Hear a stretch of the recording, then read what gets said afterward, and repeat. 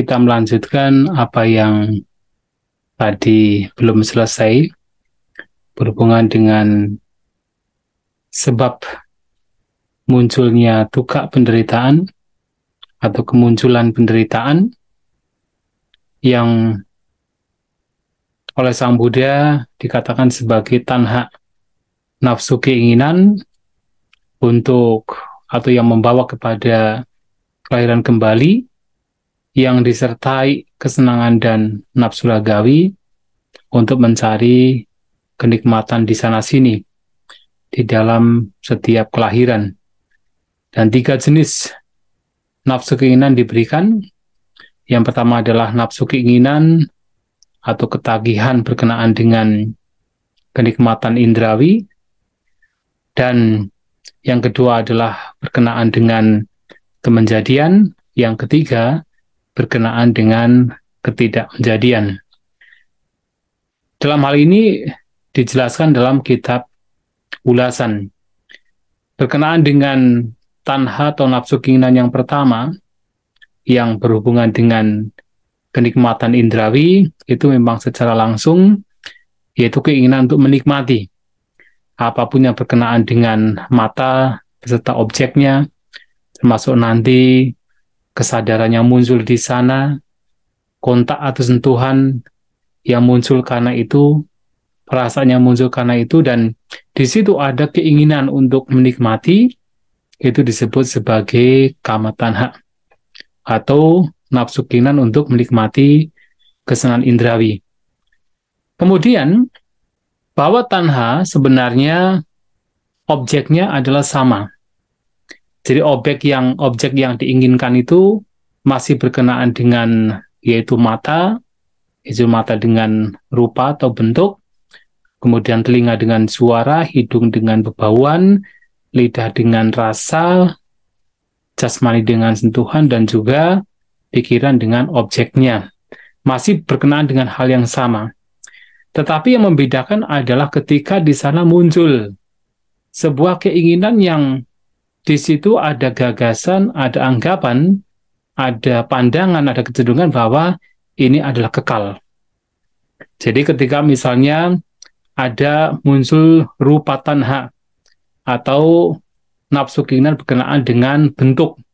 Ketika hanya sekedar menginginkan saja kenikmatannya berkenaan dengan bentuk, misalnya kita melihat bentuk tertentu, kemudian muncul di situ kenikmatan indrawi dan ada keinginan untuk menikmati kenikmatan indrawi yang muncul pada waktu itu adalah kama tanha. Tetapi kalau kemudian muncul sebuah pandangan bahwa bentuk ini adalah kekal, bentuk ini adalah stabil, tidak berubah, itu disebut sebagai bawa tanha.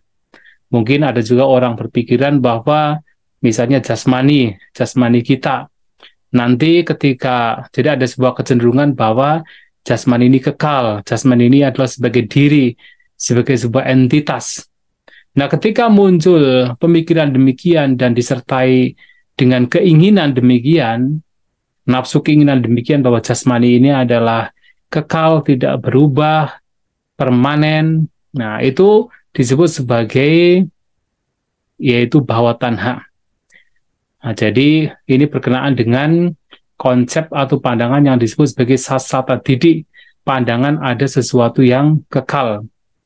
Dan tidak hanya berkenaan dengan bentuk, apakah bentuk dalam diri sendiri atau bentuk dalam di luar diri sendiri, tapi juga berkenaan dengan suara.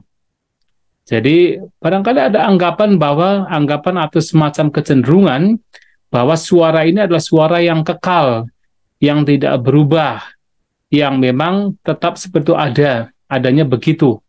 Nah, ketika ada keinginan demikian yang berkenaan dengan kekekalan berhubungan dengan suara, itu juga bagian dari bawa tanha.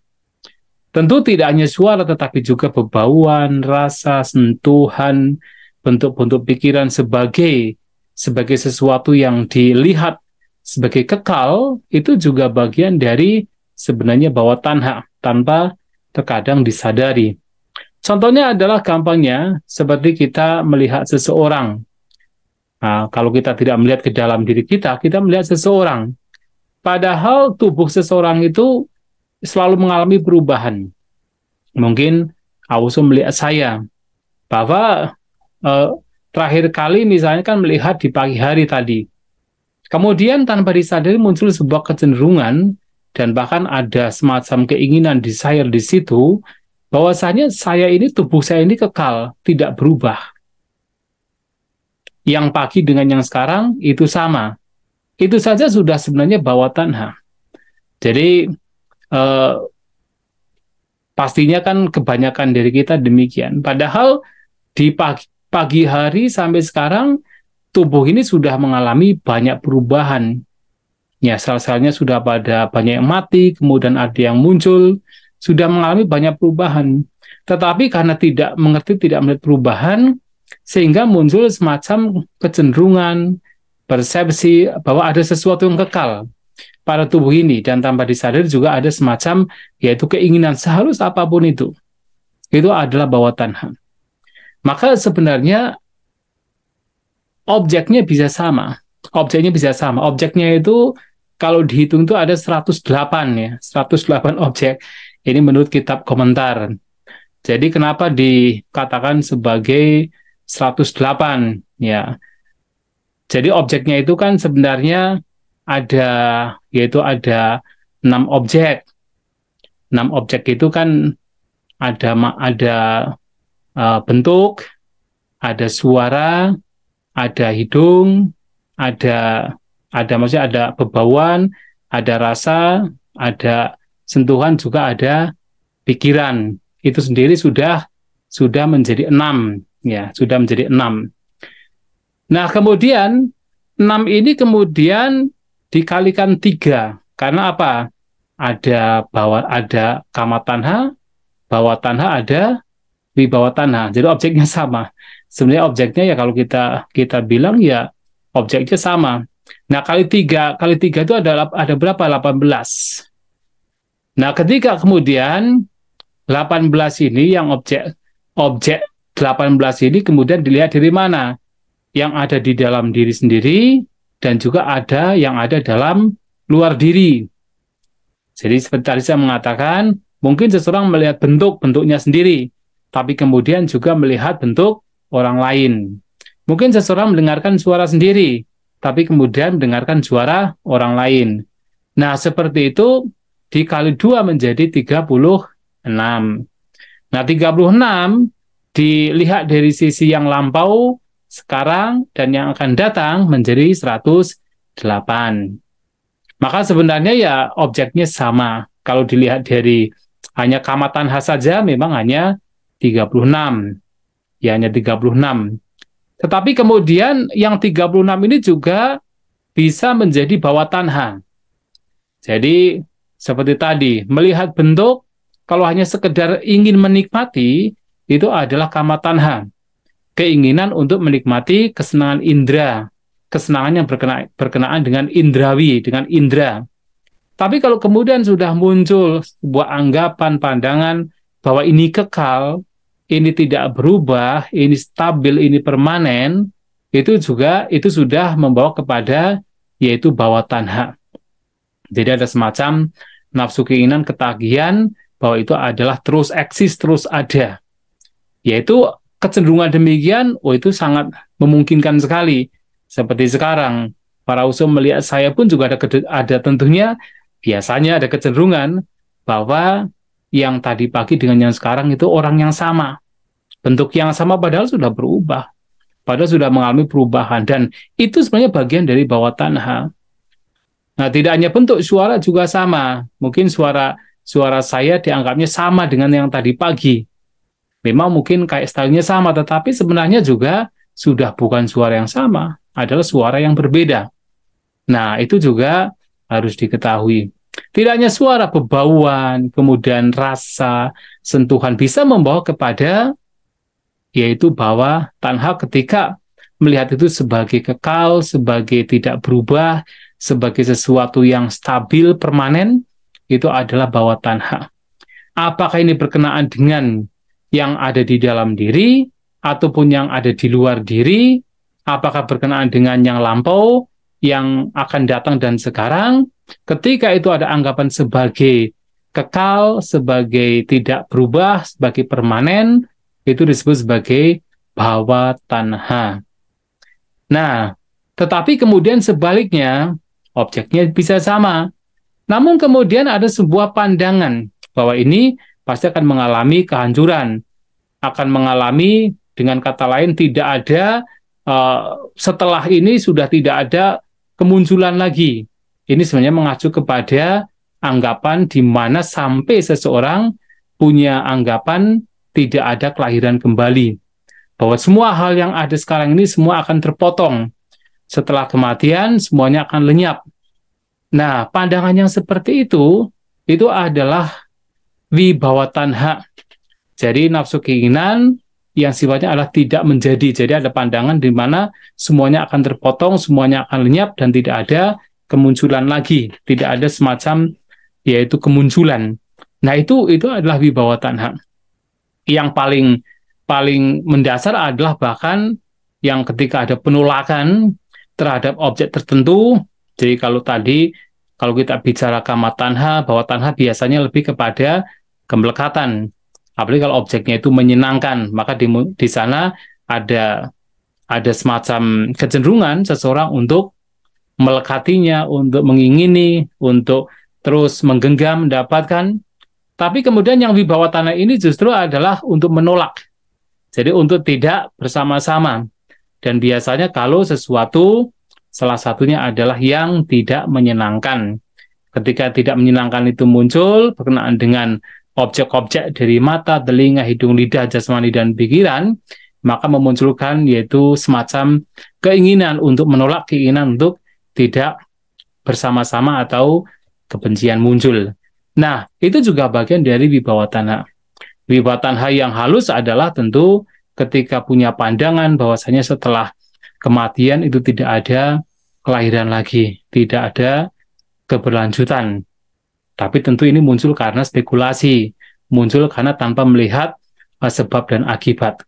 Berbeda kalau seorang arahanta tahu ketika kematian sudah tidak ada kelahiran. Nah, taunya bagaimana? Karena mereka juga paham dengan kebijaksanaan bahwa sebab-sebab atau faktor-faktor yang menyebabkan kemunculan kembali, kelahiran kembali, itu sudah lenyap. Maka tidak memungkinkan di masa mendatang untuk terlahir lagi. Nah, itu berbeda sekali. Itu muncul dari kebijaksanaan. Namun kalau yang wibawa tanha di sini bukan muncul dari kebijaksanaan, justru muncul dari sebuah kebodohan. Ya, itu yang membedakan. Nah, maka tanha di sini oleh Sang Buddha dikatakan ada tiga, berkenaan dengan kesenangan indrawi, berkenaan dengan kemenjadian. Jadi di situ memunculkan sebuah persepsi, anggapan, kecenderungan, pandangan bahwa ada sesuatu yang kekal, apakah itu berkenaan dengan bentuk atau suara atau bebauan lidah atau rasa, sentuhan, bentuk-bentuk pikiran, termasuk nanti berkenaan dengan kesadaran itu sendiri yang muncul dari 6 indera, atau berkenaan dengan kontak atau pasa yang muncul juga dari 6 indera yang bersentuhan dengan objek-objeknya, atau nanti bahkan berkenaan dengan yaitu vitaka, bahkan berkenaan dengan sanya, persepsi. Ketika itu dimunculkan bahwa ada sesuatu yang kekal dalam hal itu juga sudah bagian bawah tanah. Ya, termasuk di sini tadi saya katakan persepsi. Dan ini seringkali juga muncul karena ada kecenderungan dari seseorang untuk melihat, untuk menciptakan sebuah persepsi, sebuah penggambaran, sebuah katakannya sanya, bahwasanya ada sesuatu yang kekal. Begitu melihat, contohnya adalah seseorang. Ya, satu contoh yang sering saya umpamakan adalah kadang seseorang ketika bertemu dengan orang lain, pertama kali bertemu, itu akan menciptakan sebuah persepsi yang kekal terhadap orang yang baru dia bertemu. Kalau kemudian kebetulan ketika dia bertemu dengan seseorang yang mungkin pada waktu bertemu dia lagi marah, lagi mengucapkan kata-kata yang kasar, maka seseorang lain kemudian menciptakan persepsi bahwa orang ini orang yang jahat, orang yang buruk, orang yang suka berkata kasar. Dan persepsi itu kemudian dilekati dan seakan-akan itu kekal. Makanya setiap kali berpikir tentang orang tersebut, muncul gambaran. Dia orang jahat, orang yang buruk, orang yang suka berkata kasar. Setiap kali itu muncul ketika dia berpikir, ingat terhadap orang tersebut, maka muncul persepsi demikian. Seakan-akan kekal. Apalagi ketika ada pembicaraan tentang orang tersebut, langsung pikirannya muncul sebuah kecenderungan bahwa orang ini adalah orang yang tidak baik, orang yang buruk, orang yang suka berkata kasar. Itu adalah kecenderungan, ada kekekalan. Itu juga bagian dari bawah tanah. Berkenaan dengan objek yang ada di luar. Ya, belum lagi objek yang ada di dalam diri kita sendiri. Itu kecenderungan bahwa ada sesuatu yang kekal itu juga sangat lekat juga, sangat lekat.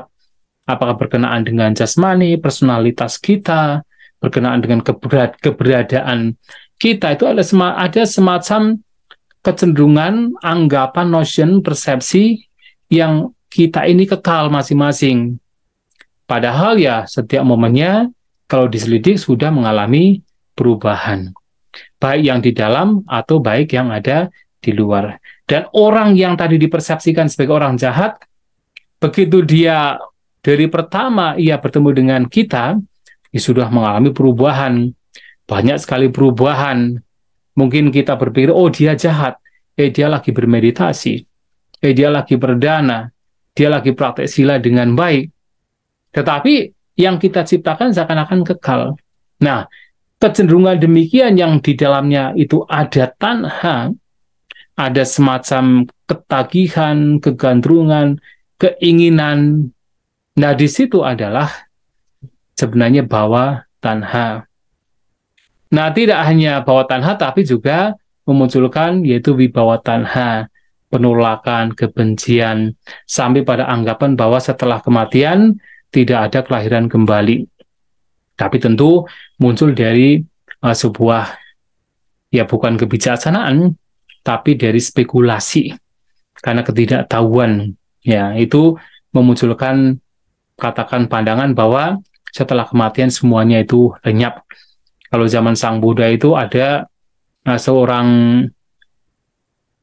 pertapa bernama Ajita Kesakambali. Nah, dia punya pandangan bahwasanya setiap makhluk itu hanya terdiri dari 5 unsur. Yang mana ada unsur tanah sama seperti kita. Unsur tanah, unsur jasmani, unsur api, unsur angin, unsur air, kemudian ada yaitu kesadaran. Ada kesadaran. Yang mana ketika orang meninggal, tanah kembali ke tanah. Kemudian api kembali ke api. Udara kembali ke udara. Air kembali ke air. Sementara kesadaran itu menguap di angkasa. Jadi lenyap. Sehingga orang yang mengikuti tradisi atau ajaran Ajita Kesakambali dan Ajita Kesakambali tersebut juga mengatakan bahwasanya setelah kematian itu tidak ada kelahiran kembali karena semuanya itu lenyap. Nah, orang-orang demikian juga kemudian mempraktikkan kehidupan yang sifatnya ya hedonis, artinya suka pokoknya bersenang-senang. Walaupun sesungguhnya Ajita Kesakambali itu seorang pertapa yang dia itu mempraktikkan kehidupan yang menyiksa, tetapi orang yang punya pandangan seperti Ajita Kesakambali ini malahan hidupnya bersenang-senang karena merasa hidup itu hanya sekali, ngapain juga menderita. Nah, sehingga hidup sekarang ini dibuat senang-senang.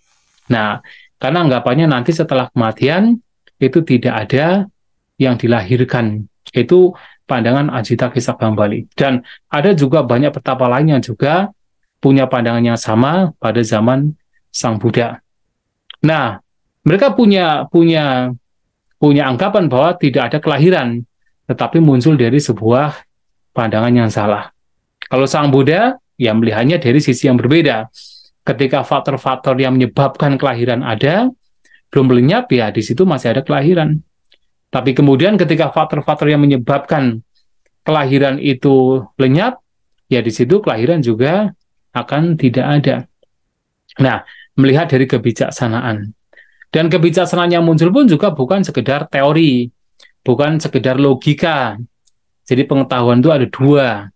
Yang satu adalah Anubodhanyana, yang satunya adalah Pativedanyana. Jadi Anubodhanyana itu adalah pengetahuan yang hanya sekedar dipahami secara teori, secara pandangan. Nah, kita menganalisa, kita merenungkan, kita berpikir, kemudian sampai pada kesimpulan seperti sekarang ya, sampai pada kesimpulan bahwa memang ada kelahiran kembali ketika ada faktor-faktor yang mendukungnya. Ada lenyapnya, padamnya kelahiran ketika faktor-faktor yang menyebabkan kelahiran itu lenyap. Itu adalah Anubuddha, pengetahuan yang muncul dari sekedar memahami secara teori, menganalisanya dengan pandangan. Sudah bagus, tapi belum lengkap. Maka pengetahuan yang kedua adalah Pativedanyana, pengetahuan yang muncul karena penembusan, yang betul-betul orang demikian paham melalui pengalamannya sendiri, dan itu pengalaman abinya, pengetahuan yang tinggi, yang harus muncul karena konsentrasi yang tinggi, perhatian yang tinggi, kebijaksanaan yang tinggi, yang mana itu biasanya, dan itu muncul ketika seseorang mencapai magga dan pala. Ya, itu yang membedakan. Tapi kalau Ajita Kisah Kambali, ya itu hanya sekedar teori saja, yang berdasarkan logika, tetapi juga sudah salah, dan itu yang berbahaya. Sementara kalau Sasata Didi yang bawah tanah itu juga menjadi pandangan yang umum sekali pada zaman Sang Buddha, termasuk yaitu pandangan dari kaum Jaina, kemudian ada juga dari kaum Brahmanisme, yang mereka berpandangan bahwa ada sesuatu yang kekal, ada entitas yang kekal, dan entitas ini akan terus mengalami kelahiran kematian di tumimba lahir, di alam sangsara atau alam tumimba lahir. Dan entitas ini tidak berubah, terus sama. Yang lampau, sekarang, dan yang akan datang itu sama, tidak mengalami perubahan. Nah, itu disebut sebagai Sasata Didi. Dan Sasata Didi ini kemudian membawa kepada pemahaman bahwasanya untuk bisa terbebas dari penderitaan seperti ini, ya seseorang itu harus melakukan praktek penyisaan diri. Karena mereka berpikir bahwa yang namanya entitas, namanya atma, namanya roh ini sebenarnya suci, sebenarnya indah, sebenarnya bersih, dan juga kekal. Tetapi kemudian dikotori oleh perbuatan, oleh jasmani maupun ucapan. Nah, karena dikotori oleh jasmani dan ucapan, maka untuk bisa melenyapkan atau yang kotor-kotor ini, seseorang dianjurkan untuk mempraktikkan praktik penyiksaan diri. Itu yang kemudian menjadi konsep Hatha Gila Matan Yoga, yaitu praktek untuk menyiksa diri. Karena mereka beranggapan bahwa entitas ini kekal, tapi dikotori oleh perbuatan dan juga ucapan, maka dikotori oleh jasmani. Maka jasmani itu harus apa? Bertanggung jawab, maka harus disiksa. Sementara untuk Ucedawada atau pandangan bahwa tidak ada kelahiran kembali, itu membawa kepada Kamesu Kama Sukali Kana Yoga. Praktek untuk apa? Bersenang-senang. Hidup bersenang-senang di alam tumimba lahir. Toh hidup itu hanya sekali. Ngapain juga menderita? Nah, mereka berpikir begitu. Nah, ini adalah bagaimana tanha ini menjadi tidak hanya membawa kepada penderitaan, terus mengalami kelahiran, tapi memunculkan yaitu pandangan-pandangan yang salah. Yang tadi, Sasata Didi maupun Uceda Didi, pandangan yang salah. Nah, itulah makanya tanah ini menjadi bahaya sekali kalau kemudian seseorang mengembangkan, dan itu akan membawa kepada penderitaan. Maka sekali lagi, kama tanha adalah nafsu keinginan berkenaan dengan menikmati kesenangan indrawi, bahwa tanha adalah nafsu keinginan berkenaan dengan bahwa ada sesuatu yang kekal, yang permanen, yang tidak berubah di objek-objek, apakah ya terutama objek enam indera, dan wibawa tanha adalah keinginannya berkenaan dengan pandangan bahwa setelah ini semua itu hancur, setelah kematian semua itu hancur, lenyap, tidak ada kelahiran kembali, dan termasuk ada penolakan, kebencian, ketidaksukaan terhadap apapun objek yang muncul yang berkenaan dengan enam indera, itu juga bagian dari wibawa tanha. Nah, yang perlu kita perhatikan juga adalah untuk penyebab penderitaan, walaupun di sini umumnya adalah disebutkan sebagai tanha, tapi bukan berarti tanha itu bisa berdiri sendiri. Karena tidak ada satupun fenomena yang bisa berdiri sendiri. Nah, jadi tanha ini pun juga sebenarnya muncul bersamaan dengan yang lainnya. Atau dengan kata lain, ada sebab-sebab yang memunculkan tanha, yang mana itu juga menjadi penyebab penderitaan itu sendiri. Dan itu juga harus diperhatikan. Terutama ini nanti akan berkenaan dengan padicca samuppada. Bahwa tanha ini muncul karena apa? Karena perasaan. Maka perasaan pun juga ikut andil dalam memunculkan penderitaan. Tapi perasaan tidak bisa berdiri sendiri. Perasaan muncul karena sebab. Karena apa? Karena salayata, karena pasak, ya, karena sentuhan. Ada sentuhan, maka muncul perasaan.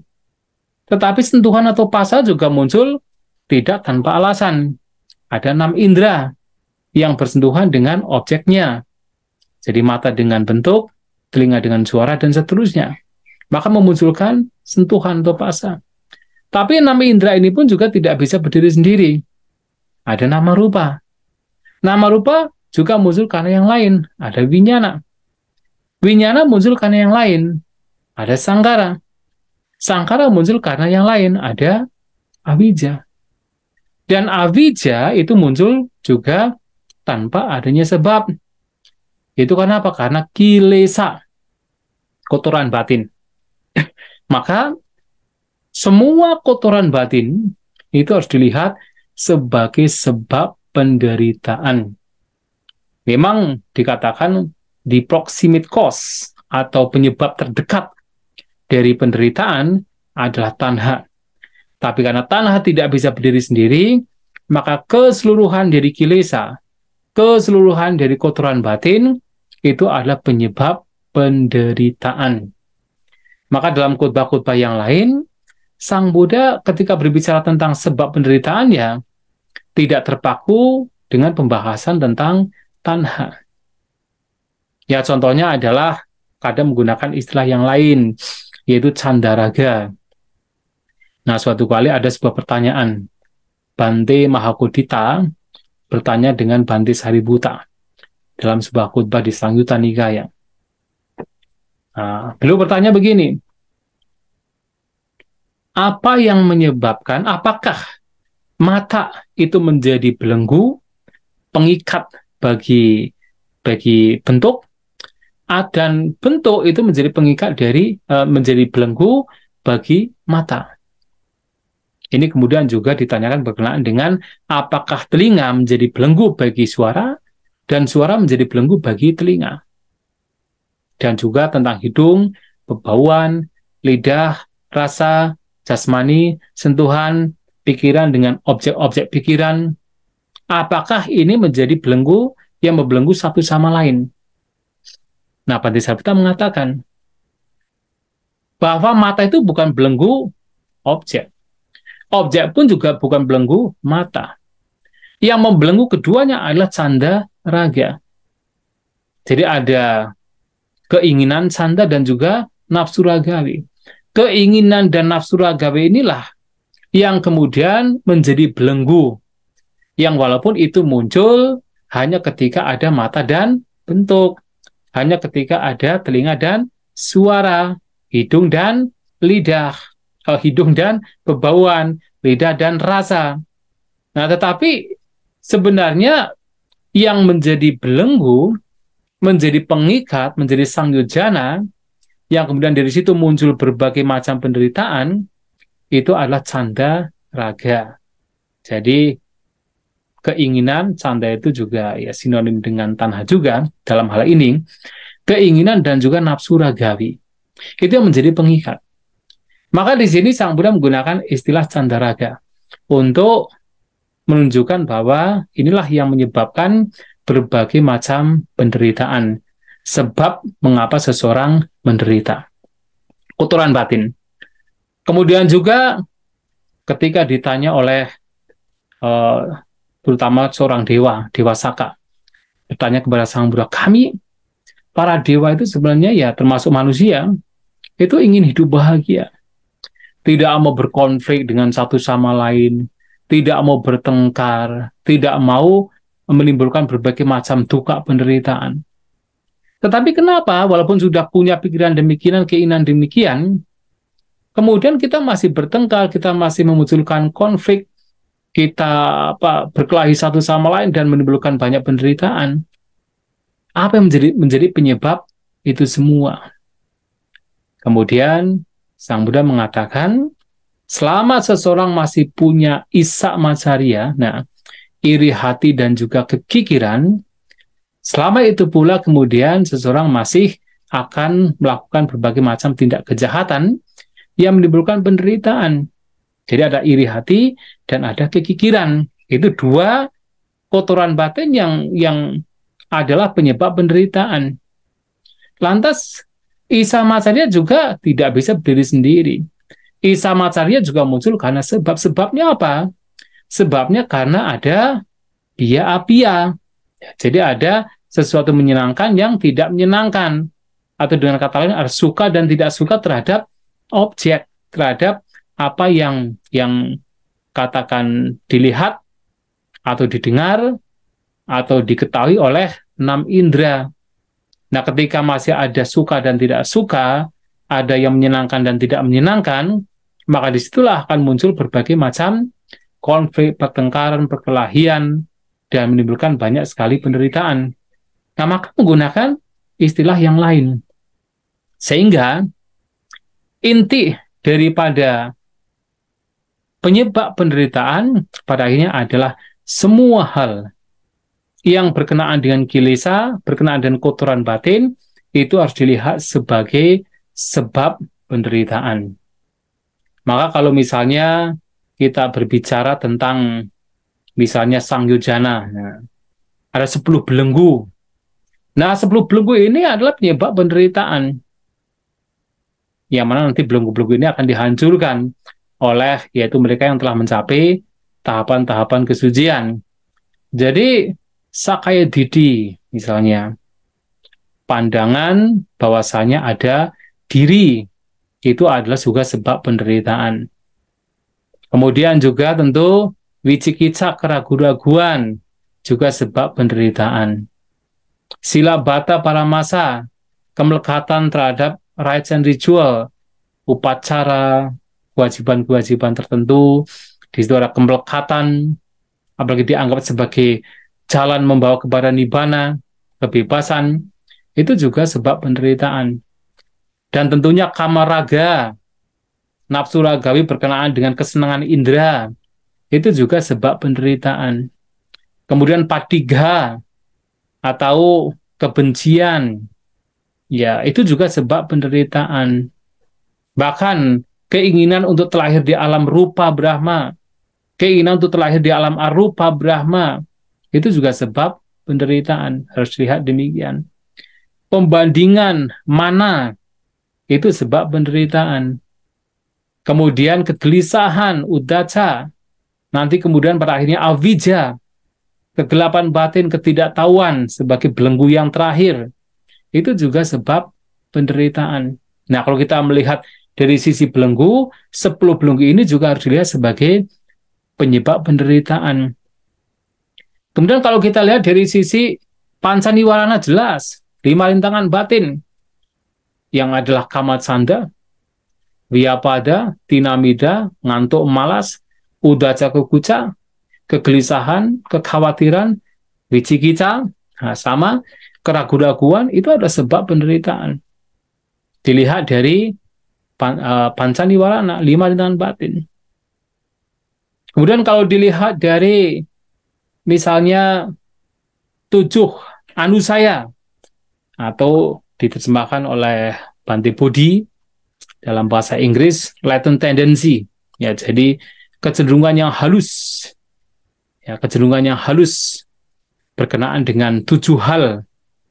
Nah, itu seperti apa? Seperti raganusaya, ada sebuah kecenderungan yang halus berkenaan dengan yaitu nafsu ragawi.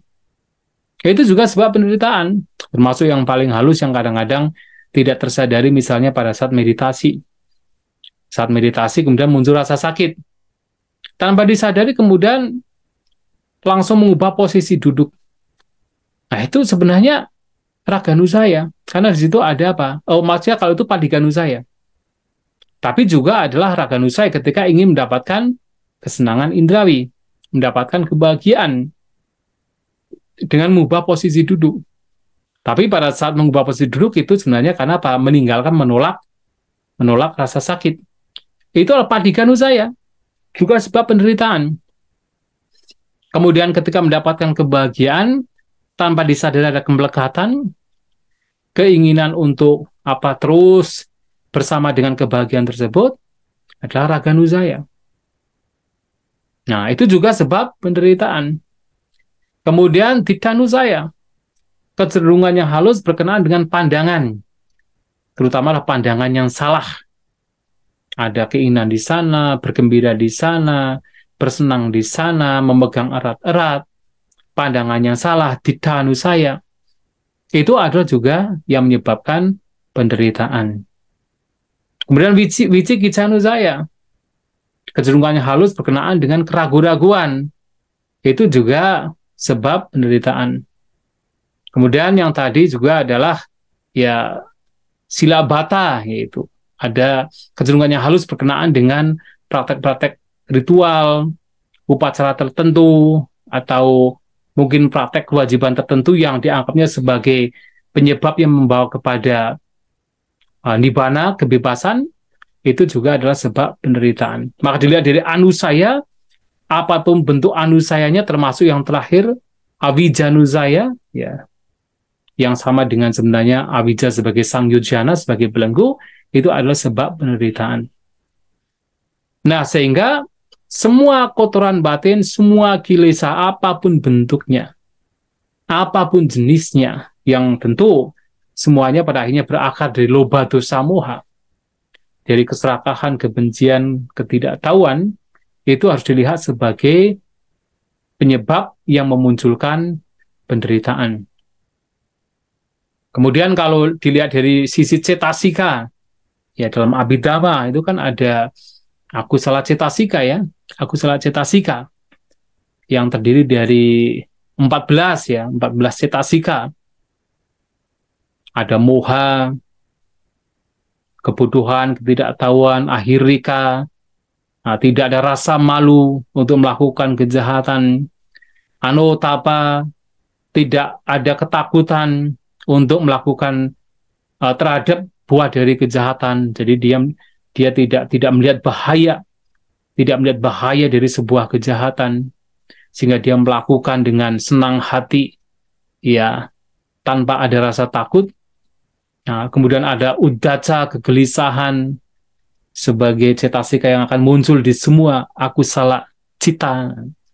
Itu adalah sebab penderitaan, dilihat sebagai penyebab penderitaan. Tentunya raga atau loba, kemudian mana, pembandingan, titik, di sini pandangan yang salah, dan juga dosa, kebencian, itu juga sebab penderitaan. Isa macaria, iri hati, kekikiran, tina mida, kemalasan, rasa ngantuk, wicikica, ya, yang terdiri dari 14 cetasika, semuanya adalah sebab penderitaan. Dilihat secara demikian. Maka intinya adalah bahwa semua kilesa, semua kotoran batin harus dilihat sebagai sebab penderitaan, tidak hanya berkenaan dengan tanha. Ya, tentu tanha dikatakan sebagai proximate cause atau sebab yang terdekat, tetapi dalam ajaran Buddha juga dilihat tidak ada satupun fenomena yang bisa berdiri sendiri. Maka tanha pun juga tidak bisa berdiri sendiri. Muncul karena berbagai macam sebab dan kondisi. Nah, sehingga apapun yang berkenaan dengan tanha, apapun yang berkenaan dengan kotoran batin, dalam bentuk apapun itu harus dilihat sebagai ini yang menyebabkan penderitaan. Nah, ini adalah sebab penderitaan. Oleh sebab itu, ketika nanti seseorang mencoba untuk memahami apa itu padamnya penderitaan, maka Sang Buddha pun juga diawali dengan menyampaikan tasayewa tanhaya asesa viraga niroda cago padinisago muti analayo. Jadi dengan lenyapnya, padamnya secara total tanha itu sendiri, apakah tentang kama tanha, bawa tanha, wibawa tanha, tanha itu sendiri, yang kemudian juga yang berasosiasi dengan nandiraga, kesenangan dan juga nafsu ragawi, ketika itu dilenyapkan, dipadamkan secara total, ditinggalkan, dilepaskan, dibebaskan, tidak berdiam di sana, dengan kata lain memang sudah bebas. Ya, jadi analayo tidak berdiam di sana, ya tidak ada tanha, itulah padamnya penderitaan. Maka ketika berbicara tadi ada pertanyaan tentang nibbana atau kebebasan, itu hanya sekedar definisi yang paling mudah dipahami adalah padamnya secara total, lenyapnya secara total tanha itu sendiri. Baik itu adalah keinginan yang berkenaan dengan kesenangan indrawi, atau keinginan yang berkenaan dengan kemenjadian, anggapan adanya kekekalan terhadap objek-objek 6 indera, atau keinginan berkenaan dengan ketidakmenjadian, anggapan berkenaan dengan bahwa tidak ada kelanjutan, tidak ada kelahiran, berkenaan dengan 6 indera ini setelah kematian, penolakan, kebencian terhadap apapun yang berkenaan dengan 6 indera, itu adalah dilenyapkan kalau seseorang ingin membawa kondisi di mana, dengan kata kondisi dalam tanda kutip ya, karena pada akhirnya nibbana itu adalah tidak berkondisi, di mana seseorang menjadi terbebaskan.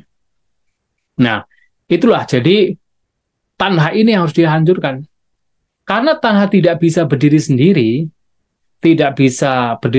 makanya apapun yang berkenaan dengan tanha pun yang punya hubungan yang sifatnya adalah mengotori, menjadi pengganggu, perintang, seseorang terbebaskan, seseorang bisa bebas dari duka, penderitaan, itu pun juga dihancurkan.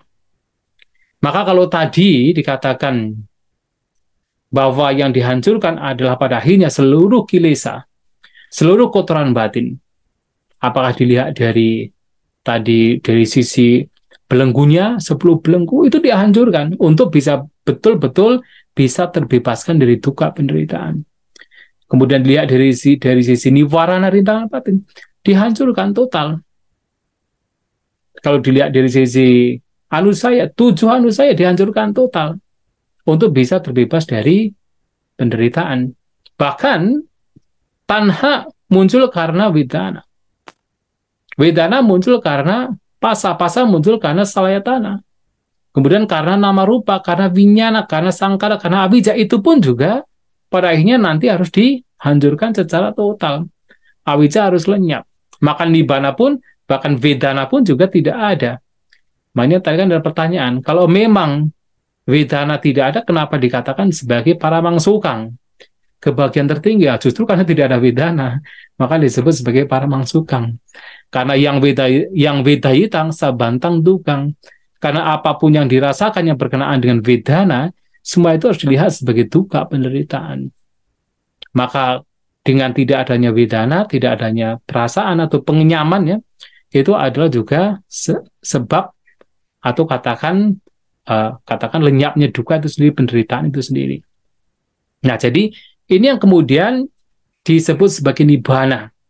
Karena nibbana ini adalah sudah terbebas dari 31 alam kehidupan, terbebas dari semua sangkata atau semua yang berkondisi, dan karena semua sangkata yang berkondisi itu sifatnya adalah dilahirkan, adalah mengalami usia tua, adalah mengalami kematian, sifatnya adalah tercipta karena kondisi-kondisi, sifatnya adalah terbentuk karena kondisi-kondisi, maka kemudian nibbana juga disebut sebagai hajatang, tidak dilahirkan atau bukan sesuatu yang dilahirkan.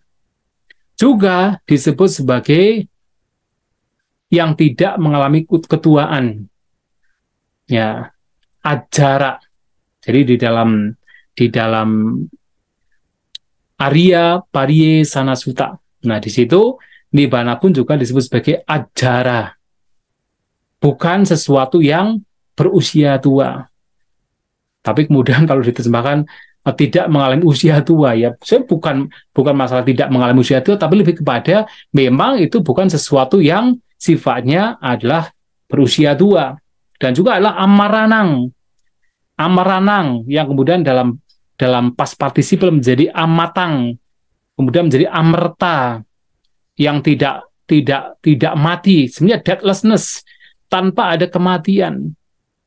Ya karena apa yang kita alami sekarang lahir mati, lahir mati, lahir mati.